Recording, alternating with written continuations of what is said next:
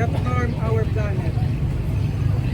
On our celebration of Earth Day yesterday, inspire us to take action, to sow seeds of change, and to nurture a future where harmony between humanity and nature thrives. May our voices be heard, our actions be impactful, and our dedication be unwavering in the fight for ecological justice. Bless our efforts, O Lord, and guide us in our mission to safeguard the earth for current and future generations.